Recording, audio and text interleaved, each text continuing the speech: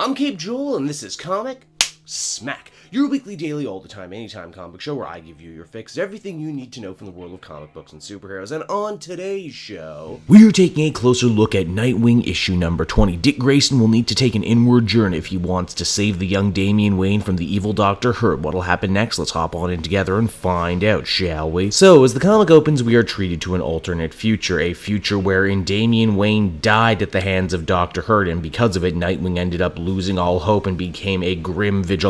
He became, well, Deathwing, but for real this time, officially, not just some weird Daltron pretending to be him, but the real McCoy. As we discover, turning Dick Grayson to the dark side was a task given to Dr. Hurt by his higher power, whoever that might be. Also, feel free to insert your own Vince McMahon, "It was me, Austin, it was me all along" jokes right here. Now, while all this is going on, Dick's potential baby mama, Sean, aka Defacer, is still talking it out with the Daltron Deathwing. He says that he doesn't remember much of his life before Professor Pig turned him into a monster. Sean proving that she really does have a talent to talk to people like this, people in need, people who have gone down dark supervillainous paths, and also get them back to themselves. I mean, after all, she is herself a reformed supervillain, so who better to know what a guy like this is going through than her, am I right? Now, the real action of this issue, as it is, takes place within Dick Grayson's own mind, as he is tortured with visions of this possible future wherein he lost all hope and became a killer. He is, however, checkmated in the vision by, get this, Nightwing, but not any Nightwing, Damian Wayne, who is dressed up as a biker chic Nightwing. Oh geez, has someone been playing / reading a lot of Injustice recently? Honestly, I dig Damian's costume. The helmet is a nice touch. Imaginary Nightwing Damian is basically there to slap Dick's shit around and give him a much needed pep talk that this isn't him, that he can't even imagine a scenario wherein Dick Grayson would turn to the dark side like this. Why? Because as Damian puts it, Dick is special. He has something over both him and his father, Batman.